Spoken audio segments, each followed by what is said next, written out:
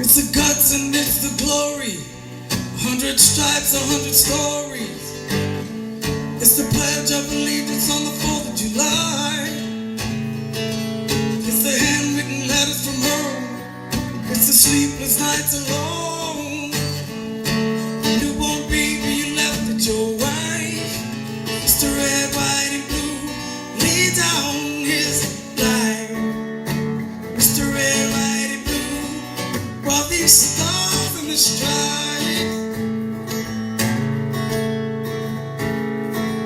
From the hills of Indiana, from the swamps of Louisiana, to the golden coast of California. Mr. Red, White, and Blue leads on his life. Mr. Red, White, and Blue, while these stars in the stripes.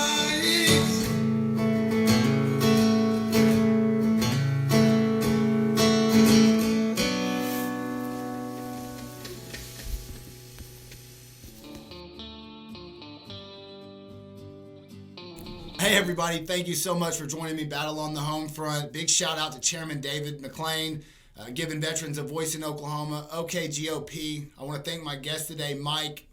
Killer guy, man. We're looking forward to more shows with him. We couldn't fit it all in this segment, but we got more coming up. If you're a company and you want to help support us and help support veterans in Oklahoma, please reach out to me, scan my QR code, and let's get you some commercial slots on here. What's up, everybody? Kyle, Battle on the Home Front, here with my friend Mike Harriman. Absolute honor to have him here. He's humbled, and he probably won't say it, but this man here has a Bronze Star and 4 Purple Hearts, just so you can have much respect like I do. What's up, brother? What's going on, man? Thanks for having me. Yeah, absolutely, man. Give us a little background story, a little when you served and. Well, I went in on September 11th, 2001. Yeah. Crazy day. That's whenever I was at Metz here in Oklahoma. Everything got shut down, got sent back home. On the day? On the day. I was there. Wow. So they pushed me off and had to wait for everything to get back up and going again for them to start the planes and everything. Wow. Once that happened, got off, went did basic training. And that's how I came into the Army. Like, man, I wish I would have been able to come in as what I originally wanted to go in as. I wanted to go in straight into special operations, but Well, they were like 100%. That's one of the biggest. I was infantry too, if y'all know that. But that was one of my biggest. Either that or Ranger bat. Keep going, my bad. But well, I mean, I know. Yeah. You probably got my same recruiter because he made me mad. He wanted me to go infantry, but I'm glad I did. You know. Oh yeah. Infantry's the base, and it kind of makes you take a lot more pride in being infantry. Does. Yeah. Just coming in originally as infantry. But if I wish, it's after you didn't get a chance to, or I didn't get a chance to because I got hurt. Yeah. That now it's like, man, I wish I would have been able to. But I didn't get to. I went in as infantry. I got out. And man, by the time I got through with my training, figured out where I was going, I got to my duty station, the war kicked off, and man, went straight to NTC, came back, and then it was like 22 days later, we ended up deploying to Kuwait to get ready for Iraq. Oh, wow. And so, yeah, man, I came straight into the Army, and it was like, I was like, damn, is this how this is going to be? Like Balls the entire time. Balls It to the was wall like, as soon as you touch come that. in, NTC, 22 days later, man, I went to Kuwait, and... Was you part of the push, the invasion? Yeah. You was? Yeah. Everybody says that was See, here's the deal, though. We were a mechanized infantry battalion that got deployed ahead of everyone. Well, infantry deploys first. You know what I mean? Right. Infantry deploys first, and somehow whenever we were going over there, they're like, well, never mind, we don't need y'all no more. So we got over there, and we were nicknamed the Gypsy Battalion because we were the battalion with no home. And so what they did with us was, hey, we don't really have any emotional attachment to you guys, so we're going to put you guys up front, because you're mechanized infantry. You can take the punishment. Right. And so, yeah, that's where we ended up. We ended up getting attached to the Rangers during the Ground War, 101st, 18th MP, 3rd ID at the end. At the end, they put us to go home with 3rd Brigade. 101st, the Rangers. We got attached to 5th Group. Marines? No, 5th Special Forces Group. SF. Yes, right before Najaf, we got put with them for an operation in the cemetery, and then we kind of rode with them, but mainly the Rangers and the 101st. From there on through Najaf up, through Najaf. But, Is your chair getting you? yes, I was like, man, I just now realized I'm making that noise. It's all right. It's all right. But yeah, we got attached through them. But, and Diwania is, no, excuse me, not Diwania. It was before Najaf. I got hit, in Najaf with my first Purple Heart.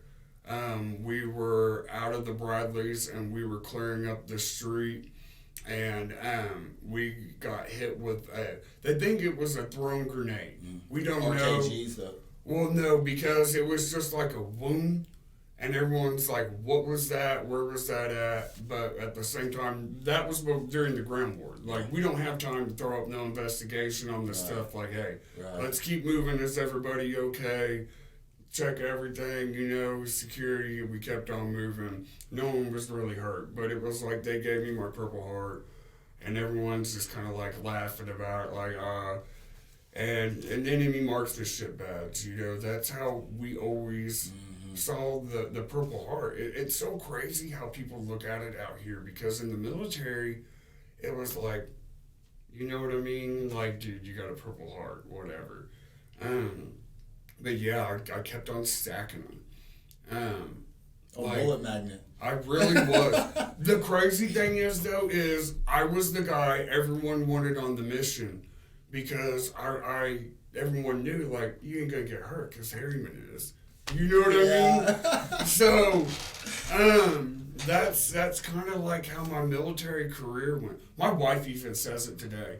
And my buddy, he says I get a Purple Heart in everything I do. Yeah. Like, if you look at my body, like, from doing yard work, I do. Yeah, just tore up. It does, yeah. I get everything. But I'm still here. Like, I don't know. God built me as a tank. Bro. Yeah, I'm an A-10 Warthog, boy. I can take everything. Not very pretty, but man, I can take it. That's what. When we first started talking, I reached out to him, and someone tagged him in a post I did for Battle on the Homefront. And we started talking, and we were like 2 or 3 sentences in, and I looked at your picture, and there's a picture on his Facebook, and you can see you got hit with a 57? It's a 57 millimeter. I looked it up again this morning. It's a Russian SA-5 kilo rocket.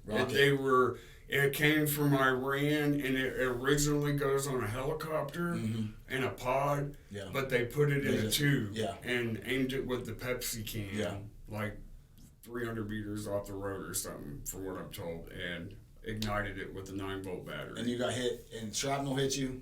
No, the rocket itself. Oh, wow. It went, okay, on the Bradley, here's the turret right here, and then here's the main tank. In the back right here, there's a tow hatch that'll open up like this, so you can get out and put, the dismounts can put tow missiles into the Bradley.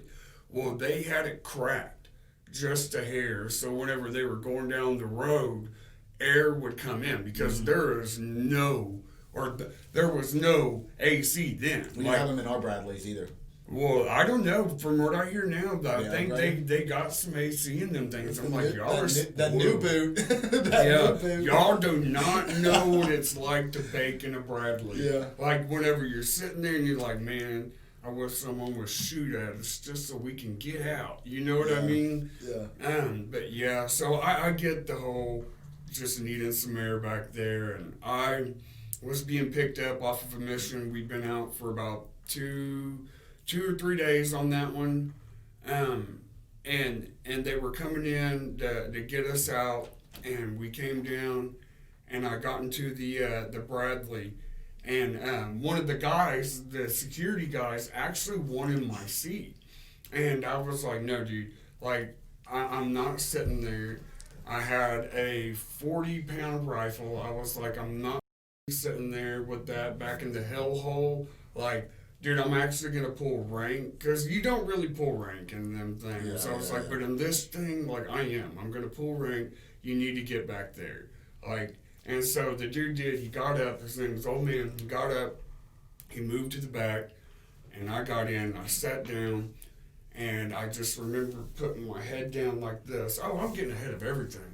Like, I skipped over 2 Purple Hearts, but we'll come back to them. We'll catch those on the next commercial. We'll catch them on the next one. But we got in, and I just remember putting my head down like this, and I was like kind of rubbing the sweat off, and then there was like a wing, and my ears are ringing. And initially I just thought I got hit with an IED in the back of the Bradley. And whenever you did, like, you didn't get hurt, but everyone got a headache. And we'd been on a mission for a couple days, so we were coming off, and I was like, I was looking forward to my rest. Alien vs. Predator just came out. I got a package from home, and it was a fishing pole. And we were right there by Saddam's private wildlife. The Tigris River? No, it was his, like, the place where they had us in BIOP before they moved us to Camp Stryker was, I guess it was like where Saddam had his personal, like, fishing pond or something like that. So, man, there would be some big fish right outside the chow hall.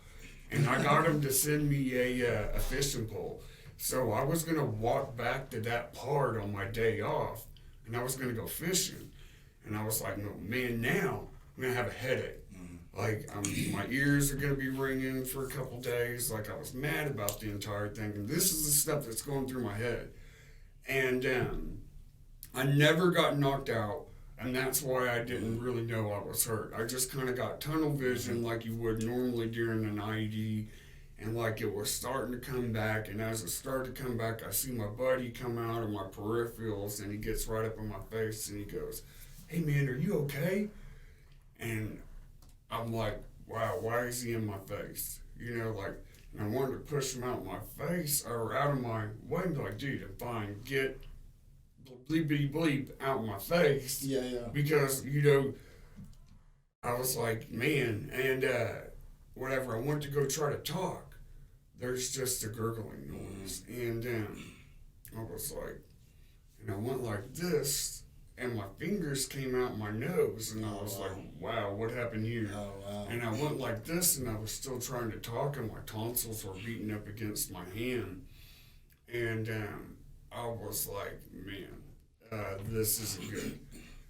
And I just kind of sat there for a minute, and my buddy looked over at the medic, and this is just the medic that was in the track. He wasn't with us. And this kid looked over at us. He's like, there's nothing we can do for him. He's dead. And I was like, what? I was like, you got to ignore this, man. You don't know what he's talking about. You got to ignore him. And I was just bleeding, man. I was bleeding so bad, but at the same time, there wasn't anything I could do besides just to sit there. And my buddy banged on the turret door and was like, hey. And I remember them opening up the turret, and they get back there, and there goes a flashlight, and then the turret door goes shut. I remember this, like, in detail, like in such detail. The turret door goes shut, and then it comes back open again. You see, like, 2 flashlights, and they're looking, and then it goes shut again. And, like, from then, all I could do is just sit there. And I didn't really know what was going on, like how long it had taken place. I hear the tracks start up again. We start going down the road. But it didn't seem like it was that long. And Hold on, we're gonna keep them hanging on their seats real quick. Hold on, we're about to go to a quick commercial. Y'all come back and hear the rest of this.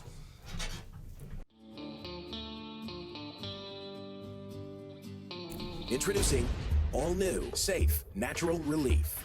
A cannabinoid-rich, clarity and focus formula with 17 essential supplements.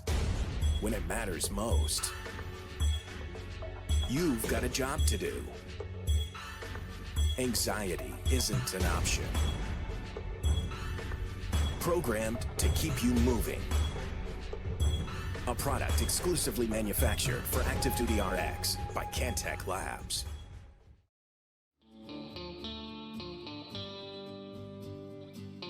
Hey everybody, we're back. All right, please finish. Okay. So basically, where we were at is we were on the long ride. We got back to where we were going, and where we were going was a bridge. Well, I know the bridge. I'm not going to say the bridge or the thing of it, but we got back to the bridge. Those in the military know about the bridges, but we got back to the bridge, and I remember they came back and they opened up the hellhole. Those that have been in Bradley know what the hellhole is. It's basically on the turn, not the turn door, on the ramp. Whenever it goes down, there is a little bitty door there that if they say if you have to go through it, you've been through hell because the track's been hit. And I never understood that until I went through that one. And it's because whenever we got hit, the hydraulic lines got severed too. Oh, wow. And so the track door wouldn't go down. And also a big piece of shrapnel, I didn't know it at this time, had coming off from the muzzle rack, they said, and hit me in my body armor. And it bruised my lungs. So my lungs, once I got into the hospital later, they would fill up with fluid, and I would start to drown about every 20 minutes. So they had to vacuum me out. But they got to the place, and they opened up the hellhole, and I remember seeing people there, like, ready to drag me out. And I was like, no, like, y'all are not going to carry me out. Like, I didn't know how far we'd gone, and I honestly thought the terrorist was still there watching us, and I wanted him to watch me get out the back of that Bradley. You climbed out. I tried to. I tried to. That's all that matters. I tried to. I was like, if he was sitting there watching, I wanted him to see. Yeah. Like, look, dude, 100%. hey, I'm still here. I'm still fighting. So I made it all right, though. I basically got to where my foot would go to hit the ground. And, man, it was like lightning hit my body. But I felt no pain. And, man, from there on, I watched everything like I watched a movie. Whenever someone would talk, it would go to, like, cutscenes of the person's face or, like, drawbacks. And they drug me around to the front of the Bradley where the lights were on. And I remember on the bridge seeing my two buddies pulling security, and one of them was throwing up, and they pull me in, and we get our main doc out then. And he comes over, and he starts to cut my stuff open, pull my body armor open, all that other type of stuff. And another convoy starts to come through. And they stopped the convoy because it was blowing dust into my wounds. So they get out and they pull security, and a major comes over and puts a coin on my chest. Oh, wow. And says, make sure his family gets that. And I still have this coin. Wow. 431, the polar bears in 10th Mountain? Yeah. Yeah, you're XO. So he gets out, and cool. he puts the coin on the chest, and he says, make sure his family gets that. I lost my wedding ring, but I got this damn coin back. It's crazy. Like,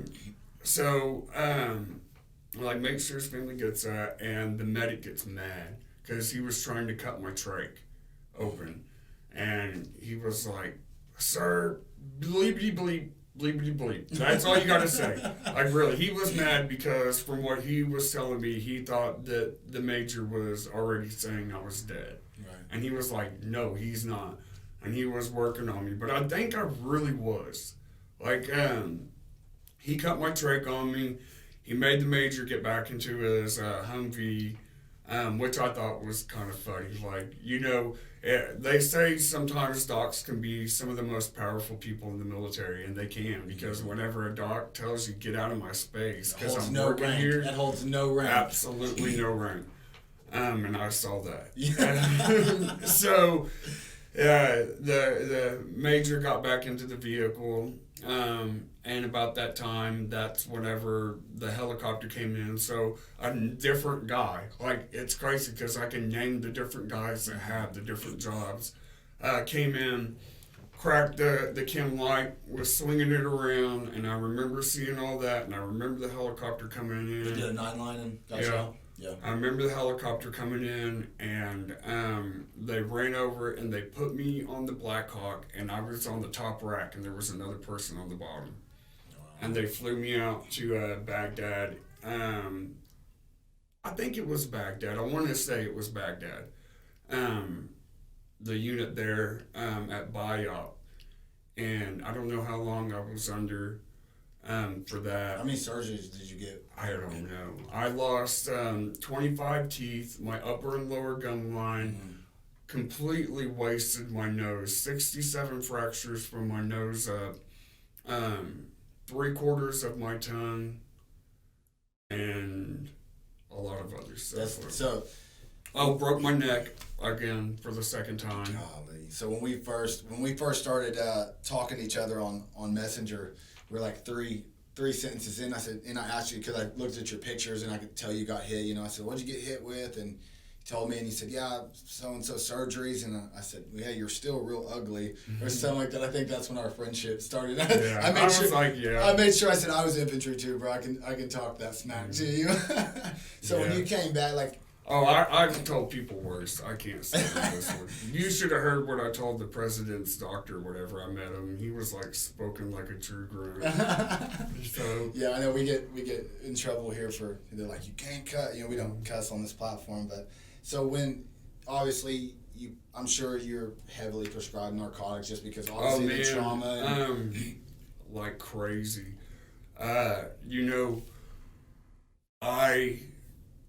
Man, you get hurt. I don't think people understand like how much they really keep you doped up. I woke up 15 days later, and that was a traumatic event in itself because I just remember getting hurt in Iraq. I remember going through all the stuff, even down to where the doctor, I didn't finish the rest of that, but I mean, it just really goes basically from there to where I heard everything down to the doctor saying, okay, now let's put him under. Yeah. Like, so that's the last thing I remember. And whenever I came out of a coma in Washington, D.C. at Walter Reed, I had an Arabic nurse, and full, her hijab and all that other type of stuff. So whenever I came out of a coma, my thought was, oh no, I've been captured. Right. So I ripped out all my catheters, all my IVs, all that other type of stuff. You should get a Purple Heart just for ripping a catheter out. That's pretty intense. Yeah, I ripped more than just a couple, but yeah. Man, I really did. I thought I was captured. So, man, like every time I woke up, I remember that panic of looking around and like, what do I got to do? And getting out of here before they come in and put me under again, because they would come in and they would put me under, but that's all I know was people came in and put me under. You know what I mean? I couldn't. They kept me so drugged at that time. I didn't know who was coming in and putting me under. But like I told you, like my lungs got bruised, so I would start to drown about every 20 minutes, and they would have to come in and vacuum me out. Oh, wow. And that's whenever I came out, is whenever she was vacuuming me out, just standing over me like that. So, I mean, like, that's all I ever remember seeing is just that. And I remember trying to, like a time or two, like, I woke up and I was trying to look around like for stuff to use to get out and all that other type of stuff, and she came in, so I had to play like I was out again, and I attacked her again, like this poor woman, like they had to call in one of my commanders from the who was stationed at the Pentagon, and he had to come up there and talk to me and was like, hey, you're home, man, like calm down. But Made it through it. yeah, I did. But I'm gonna tell you right now, like they kept me so high. Like man, I've never been that high in my entire life as what I was whenever I got hurt. Hold on. We're gonna talk about this in a second. I want to talk more about the opiates and beating that, kicking that, and what 788 did for you. Y'all come right back. Here we ain't the same on the game. Hey, Donald Trump is your president, and if you like it or not, keep the energy you had with Barack, cause you know this Trump train don't stop. Hey everybody, thank you for joining me. Thank you for watching OKGOP TV. Big shout out to Chairman David McLean for giving veterans a voice in Oklahoma. Back at it with my man Mike. Where were we at? So I think we're going to go into, obviously, with a traumatic event like that. I mean, obviously, you're going to have to be on narcotics. And a lot of people don't understand the dependency issues that come with that. And I've seen that a lot. I had brothers that were messed up, and full-blown addiction after that. And what do? You know what I mean? Once you're getting fixed, and you have to control that pain. Obviously, there's not things like cannabis, medical cannabis that especially not at that time at all. No, taboo, jail time, prison time. Oh man, for sure, it was looked at like crack. Yeah, like for real. But man, they would give you them pills like it was nothing, and especially whenever you're hurt, like I went home from the hospital with 2 bottles of morphine, like big bottles that you get, like I guess that they keep, I don't know where, but why the hell you would need bottles of morphine this big, but man, they had them. And I went home with them. I went home with more pills than I knew what to do with. Like, my medicine every day was a small meal. Yeah. For real. And there's going to be dependency issues. Even if you don't go into it thinking, I'm going to have a dependency issue, your body was relying on that. So you did, I know you did, you beat the pills. Yes. I went through a lot though in that whole struggle. Especially whenever you've been on them for as long as I had, and I got out with the VA had no other choice but to continue to give them to me. But I wanted to get off of them. And it took me having to get off of them to realize that really it was the opiates that was causing a lot of my pain. A lot more issues. I really think I was using the opiates more to self-medicate to deal with my PTSD than I was for pain anything. I believe I had a lot of pain in the beginning. But also, I've done a lot of pain management courses, and I know that pain and depression are linked too. For sure. And whenever I had so many more things that I wanted to accomplish in the military. I was not a 4-year guy. I had dreams, I had goals that I wanted to do, and I cried on, not that I'd gotten hit, but I knew my career was over. Like, I knew my career was over at that point. So, man, that in itself took me down like a deep depression, deep road of depression. I got out, and I really just kind of lost hope in everything. It was like, well, now I'm retired. What do I do? I was 28 years old whenever I retired. I was in a marriage that was about to end in a divorce. We grew apart, as some people do, and couples in the military, especially whenever we were deployed, the way how I was deployed, and then after I was hurt, I was gone. Not just with some things that I was doing in the military, but also with, the military has the money to send you to DC to do a doctor's appointment, or to San Antonio for a doctor's appointment. So, I was traveling and driving like at least twice a month to do stuff. And then I got to do stuff like to be on honor guard details and stuff like that. So traveled doing a lot of stuff doing that as well. So we grew apart during my military relationship, or through my military career. And so whenever I ended my military career, it was kind of like everything was dumped on me at once. Yeah. And during the divorce, I was portrayed as an unemployed drug addict to the court instead of a disabled veteran. Even though at that time I was really, for the most part, taking my medication the way I was supposed to. And I had asked the VA to let me go to a rehab. Like, I was actively pursuing to get off medications at that point. But the government took my children away. And on top of that, like, I didn't think I was ever going to get my children back.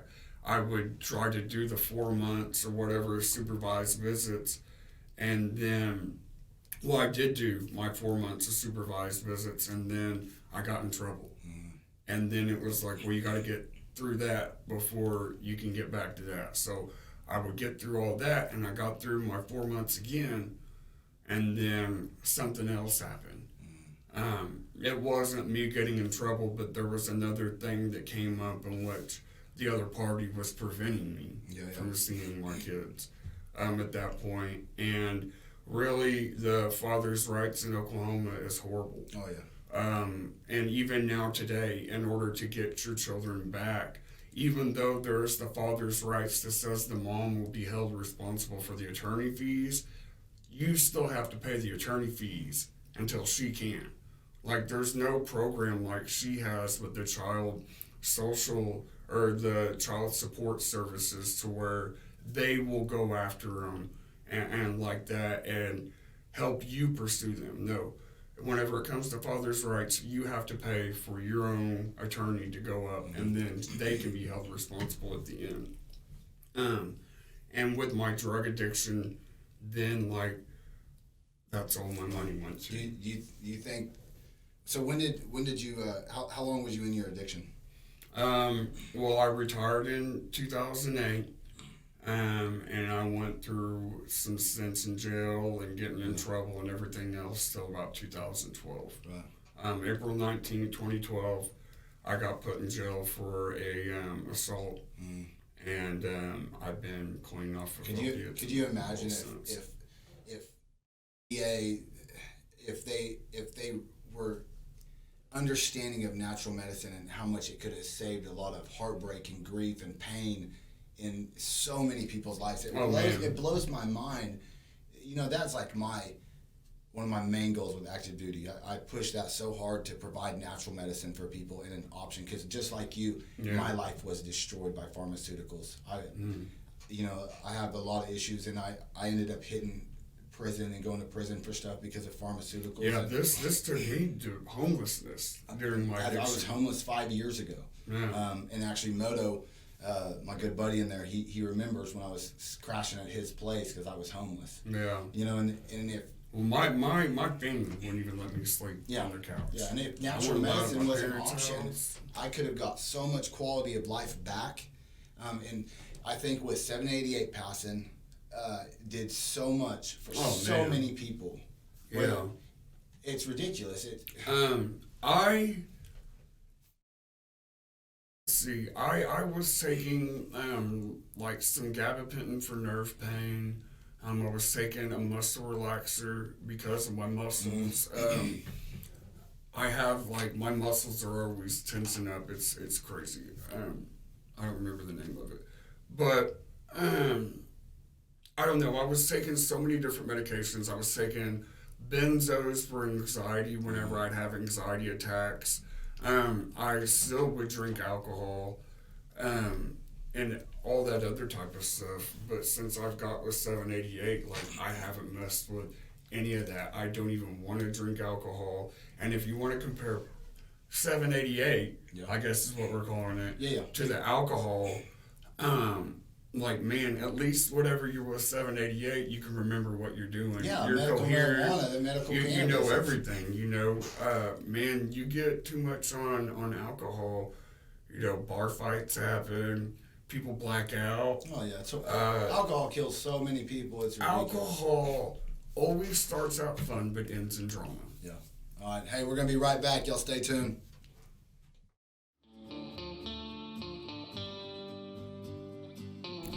Introducing all new, safe, natural relief.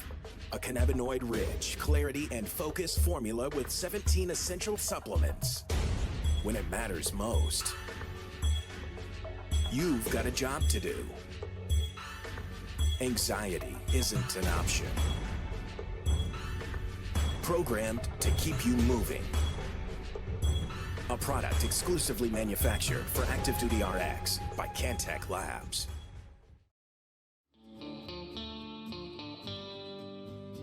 Everybody, we're back. My friend here, Mike, talking natural medicine and what it could have done for so many people if we had these options when people were getting hurt, even not even just that, but mentally getting hurt, coming back. I don't understand why they didn't either, from the government standpoint, because you would think it would have been so much more cheaper. Yeah, well, because they weren't else getting that they tax were money doing. from it at the time, and that's what it is. But I think with legalization happening for medical cannabis, I think it also, and we've had CBD products since 2016 here in Oklahoma. Cantech Labs is one of the founders of CBD in Oklahoma. And I think when legalization happened, so many more people really opened their eyes to not just what medical cannabis, THC can do, but so many aspects of all those cannabinoids in the plant and understand the full potential of it. And they've learned so much. Oh, yeah. And we're getting so much feedback from people. They know, like, you can't deny the power of that plant now. No. There's no way. I beat you my really addictions with it, with not just medical marijuana, medical cannabis, but also CBD products. And that's how I really first got into it. Yeah. And it saved my life. And I know we had... I had messed around with it a little bit as a kid, but I never took off with it. And then whenever I was at the doctor, at the VA, I was at the VA talking to my doctor, and I was like, I don't want to go back on opiates. I was like, but man, my muscles are hurting. Not only that, but like I also have pain because I have scars right here. And these are where you have break your main jaw nerves. when you hit? Yeah. Well, I have titanium plates to go all right in here and right in here. And then I have a roof in my mouth. Oh, yeah, let me see that. But oh, yeah. it really sucks because whenever I eat anything cold, it gets cold, super cold, and stays cold. So, man, it's like total brain freeze, like a million, and it just hangs, dude. So it sucks. But I get it. I just don't eat that much cold You're stuff. tough, dude. There's no doubt about that. It's not that. I mean, it's not so much tough, but man, like whenever they did the surgery where they put in the plates, man, I remember I came up out of the surgery, and they give you a PCI Express is what I think that's what they call it, but it sounds like my stepson's computer part now that I think of it. But I thought it was like a PCI Express or something, and it was like a little remote control, and you hit it, and every 10 minutes, if you needed it, it would give you breakthrough pain morphine or whatever. Yeah. So whatever. I woke up though, my finger was going beep beep beep beep beep beep beep beep beep, like I can't even move my finger that fast. And I remember the nurse looking over at me, and she goes, "You can hit it all you want, honey, but it's only going to give it to you every 10 minutes." And I was just like, oh my gosh, I can't imagine going another 10 minutes. And I passed out. And that's the most pain I've ever felt in my life. And nothing really compares to it. Yeah. Like, physically. Now, there's been some freaking things that hurt my heart. Like, the things I went through with my kids and missing them, like, that's probably the worst pain I ever went through in my life. And some of the stuff I went through in fighting my addiction was some of the worst pains in my life. Yeah. I went down that whole road. It's a hard road. I mean, I'm going to tell you right now, from the stuff I went through and getting clean and the struggle I went through in dealing with my PTSD, I would rather get shot in the face with a rocket 1,000 times over. than to go through that again. So anyone that can go through any of that and come back and still be here with us and still be pushing forward. Still fighting, bro. I know so many tougher people. than anyone I know you can so many imagine. people that struggle with mental illness. You know, with CPTSD, PTSD, and they would. I can't tell you how many people have said this. And they said, I would rather have my arm blown off than to come home and lay down in bed, or my wife, and feel the way I do in my head. Yeah, and you know, unless you talk to another vet, which is why I would encourage a lot of vets to get out and get into peer recovery. Be a peer recovery technician. Normally, if you get in with your VA, you can find out through your VA how you can get registered. Mm-hmm. Here in Oklahoma, you can also go to the crisis center and get in I've been there several peer times. recovery center. Several. But it's important for us vets to get out there and work with other vets, because whenever you try to talk to civilians about it, they don't even get it. And you know, you try to talk to a doctor about it, but they've never been through it. And they think they know what they're talking about because they read a book on it. Yeah. And really, they don't have that camaraderie we have. We have the utmost love for each other and respect, even though we'll talk smack all day long to each other. well, but I mean, that's what makes that's that. and that's what makes our camaraderie so strong. And I talked about it on previous shows. It's like, man, you're trying to tell me something you don't even know, like, you know, until a veteran, and then you feel safe with that veteran when they're trying to help you. And I think veterans, especially with addiction, that we've both been down those dark roads, you know, when you can find another brother to relate that and to help each other, man, it builds it so much stronger. And I enjoy trying to teach people about natural medicine and other options other than pharmaceuticals. It's one of my driving forces in my life my life was absolutely destroyed by pharmaceuticals, and I don't want anybody to make the same mistakes that I made. Because it's so easy to do, and people don't realize it. And I think that's my big push. And this is the battle on the home front is veteran outreach and bringing them veterans in, giving them opportunities with nonprofits, all the resources they need, helping them with VA benefits, that camaraderie, because I think that's one of the most powerful tools that we have for mental health and all around health. So, but yeah. Well, man, you got anything you want to plug? Anything else you want to talk about? No, not really much. I work a lot with Folds of Honor. So if you'd like to, go to foldsofhonor.org and look into their mission. Folds of Honor helps support the legacy of fallen veterans, fallen military members and veterans' families. Give back to those who gave so much already. 110%. Yeah, y'all know where to find me. Y'all scan the QR code. It'll take you to all my links, all my platforms. If you have any questions about natural medicine and how it works, you can call me at 3 o'clock in the morning and I'll answer it. Thank y'all for tuning me today. This is Battle on the Home Front. Thanks, man. Yeah, brother.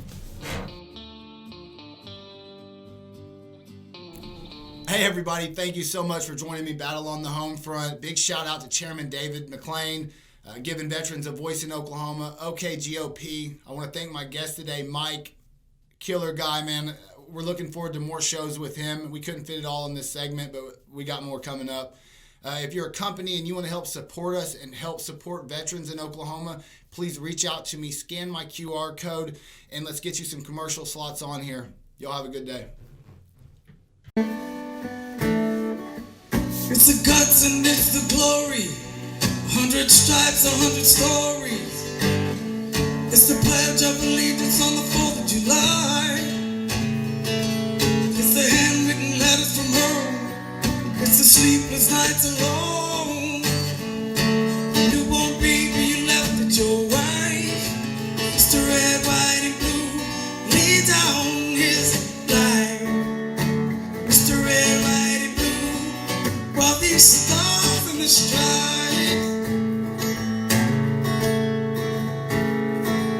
From the hills of Indiana, from the swamps of Louisiana, to the golden coast of California.